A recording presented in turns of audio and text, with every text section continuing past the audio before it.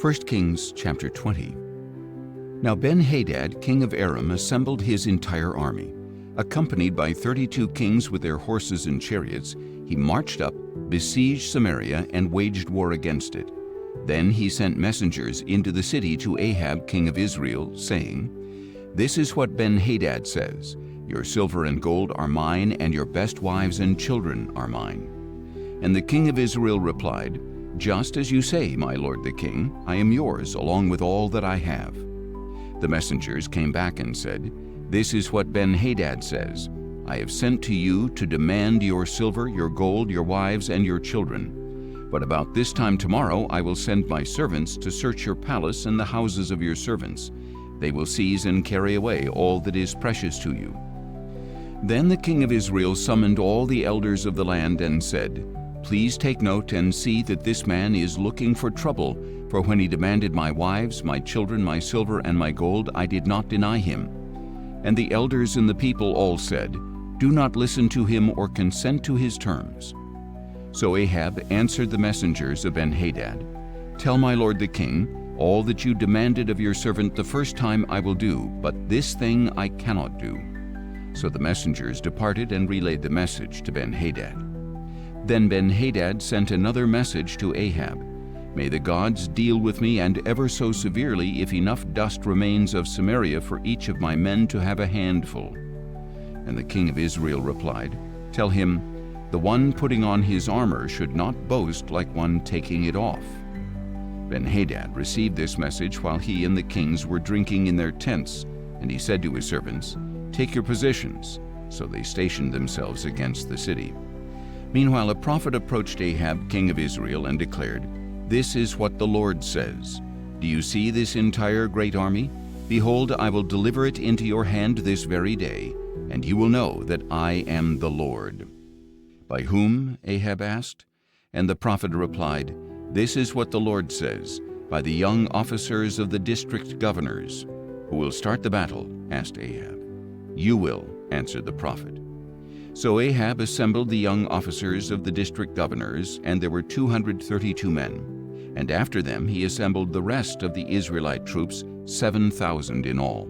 They marched out at noon while Ben-Hadad and the 32 kings allied with him were in their tents getting drunk, and the young officers of the district governors marched out first. Now Ben-Hadad had sent out scouts who reported to him, "Men are marching out of Samaria. If they have marched out in peace," he said, "take them alive. Even if they have marched out for war, take them alive." Meanwhile these young officers of the district governors marched out of the city with the army behind them, and each one struck down his opponent. So the Arameans fled with the Israelites in pursuit. But Ben-Hadad, king of Aram, escaped on horseback with the cavalry. Then the king of Israel marched out and attacked the horses and chariots, inflicting a great slaughter on the Arameans. Afterward, the prophet approached the king of Israel and said, "Go and strengthen your position and take note what you must do, for in the spring the king of Aram will come up against you." Meanwhile the servants of the king of Aram said to him, "Their gods are gods of the hills, that is why they prevailed over us. Instead we should fight them on the plains, surely then we will prevail. So do this, dismiss all the kings from their positions and replace them with other officers. And you must raise an army like the one you have lost, horse for horse and chariot for chariot, so we can fight the Israelites on the plain where we will surely prevail." And the king approved their plan and acted accordingly. In the spring, Ben-Hadad mobilized the Arameans and went up to Aphek to fight against Israel. The Israelites also mobilized, gathered supplies, and marched out to meet them. The Israelites camped before them like 2 small flocks of goats, while the Arameans covered the countryside. Then the man of God approached the king of Israel and said, "This is what the Lord says.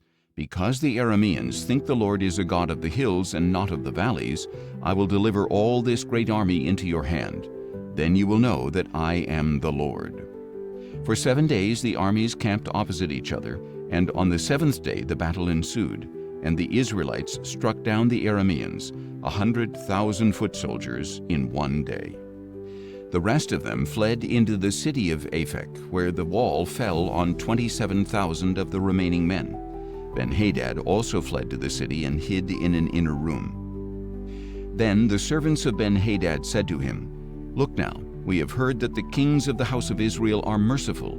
Let us go out to the king of Israel with sackcloth around our waists and ropes around our heads. Perhaps he will spare your life." So with sackcloth around their waists and ropes around their heads, they went to the king of Israel and said, "Your servant Ben-Hadad says, 'Please spare my life.'" And the king answered, "Is he still alive? He is my brother." Now the men were looking for a sign of hope, and they quickly grasped at this word and replied, "Yes, your brother Ben-Hadad." "Go and get him," said the king. Then Ben-Hadad came out, and Ahab had him come up into his chariot. Ben-Hadad said to him, "I will restore the cities my father took from your father. You may set up your own marketplaces in Damascus, as my father did in Samaria." "By this treaty I release you," Ahab replied. So he made a treaty with him and sent him away. Meanwhile, by the word of the Lord, one of the sons of the prophets said to his companion, "Strike me, please." But the man refused to strike him. Then the prophet said to him, "Because you have not obeyed the voice of the Lord, as soon as you depart from me, a lion will kill you." And when he left, a lion found him and killed him. Then the prophet found another man and said, "Strike me, please." So the man struck him and wounded him. And the prophet went and waited on the road for the king, disguising himself with a bandage over his eyes. As the king passed by, he cried out to the king, "Your servant had marched out into the middle of the battle, when suddenly a man came over with a captive and told me, 'Guard this man. If he goes missing for any reason, your life will be exchanged for his life, or you will weigh out a talent of silver.' But while your servant was busy here and there, the man disappeared." And the king of Israel said to him, "So shall your judgment be. You have pronounced it on yourself." Then the prophet quickly removed the bandage from his eyes, and the king of Israel recognized him as one of the prophets. And the prophet said to the king, "This is what the Lord says, because you have let slip from your hand the man I had devoted to destruction, your life will be exchanged for his life, and your people for his people." Sullen and angry, the king of Israel went home to Samaria. 1 Kings chapter 21. Sometime later, Naboth the Jezreelite happened to own a vineyard in Jezreel next to the palace of Ahab, king of Samaria. So Ahab said to Naboth, "Give me your vineyard to use as a vegetable garden, since it is next to my palace. I will give you a better vineyard in its place, or if you prefer, I will give you its value in silver." But Naboth replied, "The Lord forbid that I should give you the inheritance of my fathers." So Ahab went to his palace, sullen and angry because Naboth the Jezreelite had told him, "I will not give you the inheritance of my fathers." He lay down in his bed, turned his face away, and refused to eat. Soon his wife Jezebel came in and asked, "Why are you so sullen that you refuse to eat?" Ahab answered, "Because I spoke to Naboth the Jezreelite and told him, 'Give me your vineyard for silver, or if you wish, I will give you another vineyard in its place.' And he replied, 'I will not give you my vineyard.' But his wife Jezebel said to him, 'Do you not reign over Israel? Get up, eat some food, and be cheerful, for I will get you the vineyard of Naboth the Jezreelite.' Then Jezebel wrote letters in Ahab's name, sealed them with his seal, and sent them to the elders and nobles who lived with Naboth in his city. In the letters she wrote, 'Proclaim a fast and give Naboth a seat of honor among the people. But seat 2 scoundrels opposite him and have them testify, "You have cursed both God and the king." Then take him out and stone him to death." So the elders and nobles who lived in Naboth's city did as Jezebel had instructed in the letters she had written to them. They proclaimed a fast and gave Naboth a seat of honor among the people. And the 2 scoundrels came in and sat opposite Naboth, and these men testified against him before the people, saying, "Naboth has cursed both God and the king." So they took him outside the city and stoned him to death. Then they sent word to Jezebel, "Naboth has been stoned to death." When Jezebel heard that Naboth had been stoned to death, she said to Ahab, "Get up and take possession of the vineyard of Naboth the Jezreelite, who refused to give it to you for silver. For Naboth is no longer alive, but dead." And when Ahab heard that Naboth was dead, he got up and went down to take possession of the vineyard of Naboth the Jezreelite. Then the word of the Lord came to Elijah the Tishbite, saying, "Get up and go down to meet Ahab king of Israel, who is in Samaria. See, he is in the vineyard of Naboth, of which he has gone to take possession. Tell him that this is what the Lord says. Have you not murdered a man and seized his land? Then tell him that this is also what the Lord says. In the place where the dogs licked up the blood of Naboth, there also the dogs will lick up your blood. Yes, yours. When Elijah arrived, Ahab said to him, So you have found me out, my enemy. He replied, I have found you out because you have sold yourself to do evil in the sight of the Lord. This is what the Lord says. I will bring calamity on you and consume your descendants. I will cut off from Ahab every male in Israel, both slave and free. I will make your house like that of Jeroboam son of Nebat, and like that of Baasha son of Ahijah, because you have provoked my anger and caused Israel to sin. And the Lord also speaks concerning Jezebel. The dogs will devour Jezebel by the wall of Jezreel. Anyone belonging to Ahab who dies in the city will be eaten by dogs, and anyone who dies in the field will be eaten by the birds of the air. Surely there was never one like Ahab who sold himself to do evil in the sight of the Lord, incited by his wife Jezebel. He committed the most detestable acts by going after idols, just like the Amorites whom the Lord had driven out before the Israelites. When Ahab heard these words, he tore his clothes, put on sackcloth, and fasted. He lay down in sackcloth and walked around meekly. Then the word of the Lord came to Elijah the Tishbite, saying, Have you seen how Ahab has humbled himself before me? Because he has humbled himself before me, I will not bring the calamity during his days, but I will bring it upon his house in the days of his son. 1 Kings chapter 22. Then 3 years passed without war between Aram and Israel. However, in the 3rd year, Jehoshaphat, king of Judah, went down to visit the king of Israel, who said to his servants, Do you not know that Ramoth-Gilead is ours, but we have failed to take it from the hand of the king of Aram? So he asked Jehoshaphat, Will you go with me to fight against Ramoth-Gilead? Jehoshaphat answered the king of Israel, I am like you, my people are your people, and my horses are your horses. But Jehoshaphat also said to the king of Israel, Please inquire first for the word of the Lord. So the king of Israel assembled the prophets, about 400 men, and asked them, Should I go to war against Ramoth-Gilead, or should I refrain? Go up, they replied, and the Lord will deliver it into the hand of the king. But Jehoshaphat asked, Is there not still a prophet of the Lord here of whom we can inquire? The king of Israel answered, There is still one man who can ask the Lord, but I hate him because he never prophesies anything good for me, but only bad. He is Micaiah, son of Imlah. The king should not say that, Jehoshaphat replied. So the king of Israel called one of his officials and said, Bring Micaiah, son of Imlah, at once.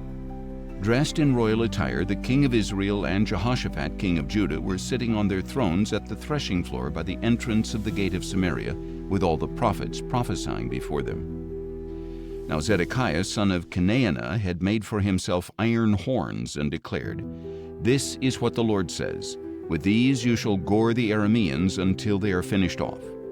And all the prophets were prophesying the same, saying, Go up to Ramoth-Gilead and prosper, for the Lord will deliver it into the hand of the king. Then the messenger who had gone to call Micaiah instructed him, Behold now, with one accord the words of the prophets are favorable to the king. So please let your words be like theirs, and speak favorably. But Micaiah said, As surely as the Lord lives, I will speak whatever the Lord tells me. When Micaiah arrived, the king asked him, Micaiah, should we go to war against Ramoth-Gilead, or should we refrain? Go up and triumph, Micaiah replied, for the Lord will give it into the hand of the king. But the king said to him, How many times must I make you swear not to tell me anything but the truth in the name of the Lord? So Micaiah declared, I saw all Israel scattered on the hills like sheep without a shepherd. And the Lord said, These people have no master, let each one return home in peace. Then the king of Israel said to Jehoshaphat, Did I not tell you that he never prophesies good for me, but only bad? Micaiah continued, Therefore hear the word of the Lord. I saw the Lord sitting on his throne, and all the host of heaven standing by him on his right and on his left. And the Lord said, Who will entice Ahab to march up and fall at Ramoth-Gilead? And one suggested this, and another that. Then a spirit came forward, stood before the Lord, and said, I will entice him. "By what means?" asked the Lord. And he replied, "I will go out and be a lying spirit in the mouths of all his prophets." "You will surely entice him and prevail," said the Lord. "Go and do it." So you see, the Lord has put a lying spirit in the mouths of all these prophets of yours, and the Lord has pronounced disaster against you. Then Zedekiah son of Kenaanah went up, struck Micaiah in the face, and demanded, "Which way did the Spirit of the Lord go when he departed from me to speak with you?" Micaiah replied, "You will soon see, on that day when you go and hide in an inner room." And the king of Israel declared, "Take Micaiah and return him to Ammon the governor of the city and to Joash the king's son, and tell them that this is what the king says. Put this man in prison and feed him only bread and water until I return safely." But Micaiah replied, "If you ever return safely, the Lord has not spoken through me." Then he added, "Take heed, all you people." So the king of Israel and Jehoshaphat king of Judah went up to Ramoth-Gilead. And the king of Israel said to Jehoshaphat, "I will disguise myself and go into battle, but you wear your royal robes." So the king of Israel disguised himself and went into battle. Now the king of Aram had ordered his 32 chariot commanders, "Do not fight with anyone, small or great, except the king of Israel." When the chariot commanders saw Jehoshaphat, they said, "Surely this is the king of Israel." So they turned to fight against him, but Jehoshaphat cried out. And when the chariot commanders saw that he was not the king of Israel, they turned back from pursuing him. However, a certain man drew his bow without taking special aim, and he struck the king of Israel between the joints of his armor. So the king said to his charioteer, "Turn around and take me out of the battle, for I am badly wounded." The battle raged throughout that day, and the king was propped up in his chariot facing the Arameans, and the blood from his wound ran out onto the floor of the chariot, and that evening he died. As the sun was setting, the cry rang out in the army, "Every man to his own city, and every man to his own land." So the king died and was brought to Samaria, where they buried him. And the chariot was washed at the pool of Samaria, where the prostitutes bathed, and the dogs licked up Ahab's blood, according to the word that the Lord had spoken. As for the rest of the acts of Ahab, along with all his accomplishments, and the ivory palace and all the cities he built, are they not written in the book of the Chronicles of the kings of Israel? And Ahab rested with his fathers, and his son Ahaziah reigned in his place. In the 4th year of Ahab's reign over Israel, Jehoshaphat son of Asa became king of Judah. Jehoshaphat was 35 years old when he became king, and he reigned in Jerusalem 25 years. His mother's name was Azubah, daughter of Shilhi. And Jehoshaphat walked in all the ways of his father Asa. He did not turn away from them, but did what was right in the eyes of the Lord. The high places, however, were not removed. The people still sacrificed and burned incense on the high places. Jehoshaphat also made peace with the king of Israel. As for the rest of the acts of Jehoshaphat, along with the might he exercised and how he waged war, are they not written in the book of the Chronicles of the kings of Judah? He banished from the land the male shrine prostitutes who remained from the days of his father Asa. And there was no king in Edom, a deputy served as king. Jehoshaphat built ships of Tarshish to go to Ophir for gold, but they never set sail because they were wrecked at Ezion-Geber.